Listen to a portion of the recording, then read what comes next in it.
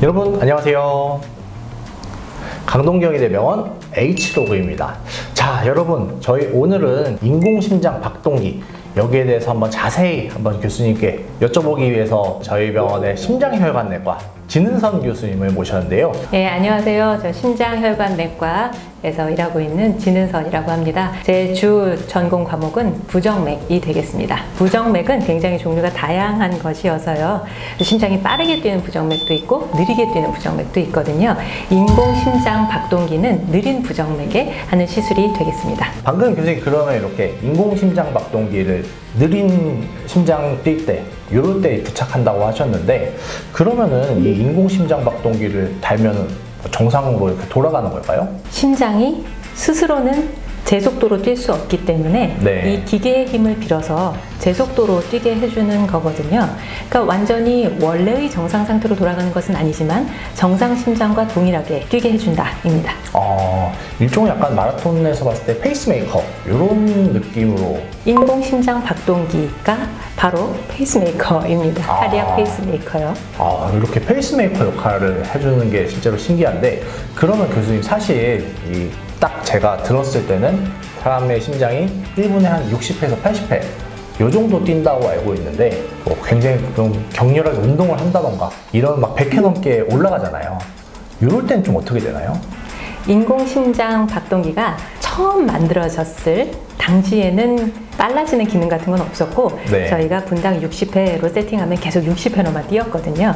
하지만 이제는 기술이 많이 발달했기 때문에 사람이 운동을 하면 그것을 감지해서 그에 맞게 심장을 빠르게 뛰게 해주는 기능마저도 이 인공심장 박동기는 들어가 있습니다. 굉장히 그러면 생각보다 똑똑한 친구네요. 이런 건 좀 조심해야 된다, 아니면은 좀 피해야 된다, 이런 주의사항이 있을까요? 겉에 3cm 정도만 조금 째고 거기에 납작하고 작은 기계를 넣는 것입니다. 전기줄은 아예 몸 안에, 심장 안에 들어가 있는 것이고요. 네. 시술을 하고 하루 이틀 사이에는 네. 전기줄이 들어있고 심장은 하루 종일 바짝바짝 뛰기 때문에 그렇죠. 전기줄이 조금 움직여 다니는 경우도 있습니다. 만약에 전기줄이 조금 자리가 옮겨졌는데 네. 작동만 잘한다면 아무 상관은 없습니다만 자리가 옮겨졌고 작동을 잘 못하게 됐다. 네. 그러면 다시 열고 들어가서 자리를 잡아줘야 될 수도 있어요. 네. 그러니까 초반 며칠 이내에 재시술의 가능성이 있다는 것이죠. 물론 이런 일이 흔히 생기는 것은 아닙니다. 네. 왜냐하면 제가 이것을 감안해서 잘 밀리지 않도록, 얘가 흔들려도 전기줄이 잘 움직이지 않도록 충분히 여유를 두어서 시술을 하기 때문에 네. 흔히 생기는 일은 아니지만 네. 간혹 생기게 되었을 때 곧 재시술을 받게 되니 당황하게 되시는 경우가 있어서 제가 말씀을 드리는 것 뿐입니다. 시간이 두세 달 정도 지나게 되면 심장에 있는 조직이 이 전기줄을 아예 딱 감싸게 됩니다. 그래서 그 이후에는 이걸 네. 잡아당겨도 잘 빠지지 않아요. 그래서 시간이 흐르면 아무 문제가 없으니 걱정하지 마시고요. 초반 며칠 동안에만 이런 일이 생길 수 있다. 이런 일이 생기는지를 저희가 일찍 파악하기 위해서 네. 매일매일 심전도, 가슴 엑스레이, 기계 체크를 해서 전기줄이 움직이지 않았는지를 잘 확인하고 그리고 퇴원을 하시는 것입니다. 인공심장 박동기를 가지고 계신 분들이 주의하셔야 될 것은, 첫 번째 가장 중요한 것은 MRI 검사입니다. MRI 검사를 다 하실 수 없는 것은 아니에요. 네. 근데 물론 기종에 따라서는 못하는 것도 있습니다. 예전에 넣었던 기계들은 MRI 검사를 아예 할 수 없는 것들도 있었어요. 네. 그래서 나의 기계가 MRI를 찍을 수 있는 기계인가를 확인하셔야 됩니다. 여기서 MRI는 부위에 관계가 없습니다. 머리끝부터 발끝까지 모두 네. 동일합니다. CT와 같은 다른 검사로 하셔야 되겠고요. MRI를 찍을 수 있는 기계이다. 그러면 매우 다행이긴 한데 그냥 MRI실로 걸어 들어가시면 안 되고요. 네. MRI 가능한 모드로 변경을 하고 또 한번 조정 한번 하고. 네, 그렇게 하셔야 되기 때문에 MRI를 어느 병원에서 찍으시게 되든 기계를 넣으신 병원에 상의를 하시고 그렇게 진행을 해주셔야만 되겠습니다. CT 방금 말씀해 주셨는데, 그럼 뭐 엑스레이라던가 초음파 이런 다른 검사는 상관없을까요? 네, 아무 상관없습니다. 그나마 다행이네요. 네, 그리고 두 번째, 강한 전류가 흐르는 그런 곳은 피해야만 합니다. 생활전기에는 영향을 받지 않지만 그것보다 네. 더 센 전기가 흐르는 곳에는 영향을 받을 수 있거든요. 대표적인 것이 고압선, 네. 그리고 초대형 스피커의 근처, 이런 곳은 반드시 피해야만 해서요. 만약에 이런 직업을 가지신 분이시다. 네. 그렇다면 어쩔 수 없이 부서를 변경하거나 직업을 바꾸셔야 될 수도 있겠습니다. 그 정도까지. 네, 이건 영향을 받을 수 있거든요. 네. 세 번째, 인공심장 박동기를 넣었다고 해서 끝이 아닙니다. 반드시 주기적으로 병원에 오셔야 됩니다. 저희가 다른 문제가 없이 오직 그냥 박동기만 가지고 계신 분이시다. 그러면은 상태가 안정되면 1년에 한 번 이렇게만 오셔도 괜찮아요. 네. 단지 안 오시면 안 됩니다. 저희가 오실 때 기계에 배터리가 얼마나 남았는지, 전기줄이 안에서 부러지거나 끊어지지 않았는지, 제대로 작동하고 있는지를 계속 점검하거든요. 네. 반드시 주기적으로 병원에 오셔서 박동기 체크를 해야 된다는 것을 잊지 마시기 바랍니다. 병원에 이런 것 때문에 오시는 분들이 있으셨나요? 이 기계가 굉장히 예민한 기계이기 때문에 주변의 자성을 잘 감지할 수가 있습니다. 네. 자, 일례로 인공심장 박동기와 아주 유사한 제세동기라는 기계가 있거든요. 박동기는 알람이 울리는 경우가 그리 많지 않은데 제세동기는 무언가 이상이 감지됐을 때 알람이 울리는 기능이 있습니다.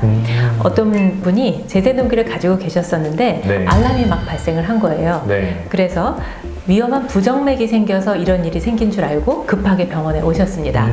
기계를 체크해 본 결과 비정상적인 부정맥도 없었고 아무 오동작도 없었는데도 네. 그런 알람이 울렸길래 원인을 찾아보다 보니 환자분께서 최근에 마그네틱 스트랩, 스마트워치에 마그네틱 스트랩을 새로 바꾸신 거예요. 네네. 근데 그게 자석이 굉장히 강한 스트랩이었던 겁니다. 그쵸, 완전 착 붙죠, 한 번에. 네, 그래서 아마도 이제 왼손으로 전화를 받으시거나 그러면서 이 기계 가까이에 네. 그 자석이 있었던 것 같아요. 그래서 알람이 울렸었거든요. 네. 그래서 이러한 예로 보시는 것처럼 생활에 있어서도 강한 자석이 가까이 오게 되면 오동작이 있을 수도 있습니다. 그래서 자석은 워낙 널리 쓰이지 않습니까? 그렇죠, 네. 예를 들어서 스마트폰 뒤에 네. 카드 같은 것을 부착하기 위해서 카드 지갑 같은 거 요즘에. 맞아요. 거기에도 자석이 붙어 있는 그런 스티커 2개를 이용해서 붙이는 경우가 있는데 네네. 그런 자석도 일상적으로 그냥 이렇게 들고 사용하시는 데는 별 문제는 없겠지만 네. 이 기계 가까이에 두시게 되면 영향이 있을 수도 있겠습니다. 하나 또 궁금한 게 생겼는데 최근에 제가 들어보니까는 흉터가 아예 없이 이렇게 몸 안에 완전히 넣는 박동기 이런 것도 있다고 하더라고요. 일반적인 박동기는 왼쪽 앞가슴에 기계가 들어있고 거기에서 전기줄이 연결돼서 심장 안으로 들어가 있는 것이 일반적인 박동기가 되겠는데 새로 나온 박동기 중에는 작은 사이즈여서 이것을 다리 혈관을 통해서 심장 안에다가 네. 아예 그냥 넣어두고 나오면 끝. 그런 박동기도 있습니다. 사이즈가 아주 작아서 심장 안에다 그냥 넣어 놓을 수 있거든요. 네. 줄이 없는 박동기가 크기가 더 작고 더 고도의 기능이 들어간 것이므로 나중에 나온 것이 맞습니다. 최근에 만들어진 것이기는 한데요. 꼭 그것이 더 좋다라고만 말할 수는 없습니다. 모든 질환에 다 사용할 수 있는 것은 아닙니다. 서로 장단점이 있습니다. 특히 이 기계는 심장 안에 들어가 있는 거잖아요. 네. 배터리가 다 됐을 때 원래 일반적인 심장 박동기는 기계를 빼버리고 새 기계로 연결하면 되는데 네. 심장 안에 넣어놓는 박동기는 그것을 다시 뺄 수가 없습니다. 그러면은 박동기가 수명이 다 되면 네. 또 하나를 추가로 넣는 거고 그 다음에 또 추가로 넣어야 해요. 그래서 젊은 분들에게는 아직까지는 시행하기가 조금 부적절한 면도 있습니다. 특히 아까 말씀드린 대로 질환에 따라서 할 수 있는 질환과 아닌 질환이 있는 것이니 무조건 흉터가 없는 것이 좋아 이렇게 생각하지 마시고 내가 그 시술을 받기에 적합한지를 전문의와 상의하시기 바랍니다. 그렇군요. 교수님 혹시 이렇게 박동기도 좀 종류가 여러 개 있다고 했나? 좀 타입별로 이런 게 있을까요? 질환에 따라서 적용을 하는 모드에는 몇 가지가 있을 수는 있습니다. 네. 하지만 기계의 크기나 작동 원리 그런 것들은 그리 복잡하진 않습니다. 그거는 모드를 어떻게 정하느냐 하는 것은 저희가 상태에 따라서 결정을 하는 것 뿐이고요. 네. 일반인들이 보시기에 종류는 왼쪽 앞가슴 또는 오른쪽 앞가슴에 납작한 기계를 넣고 전기줄이 심장 안에 들어가는 일반적인 인공심장 박동기 그것과 아예 심장 안에다가 조그만 것을 넣어놓는 줄이 없는 박동기 정도로 나눠볼 수 있을 것 같고요. 네. 줄이 들어가는 개수가 한 개인 경우, 두 개인 경우 나눠질 수가 있겠는데요. 네. 그거는 질환에 따라 결정을 하게 됩니다. 환자분들께서 어느 회사의 기계가 더 좋은 것이냐 이런 것을 물어보시는 경우가 가끔 있는데요. 네. 회사별로 품질의 차이는 거의 없다고 보시면 되겠습니다. 자, 여러분, 오늘 이렇게 저희 인공심장 박동기에 대해서 아주 속속들이 알아본 것 같습니다. 혹시나 더 궁금한 거 있으시면은 이렇게 뭐 댓글로 남겨주시거나 하시면 저희가 교수님께 한 번 더 살짝 여쭤보도록 하겠습니다. 교수님, 오늘 굉장히 좋은 말씀 감사합니다.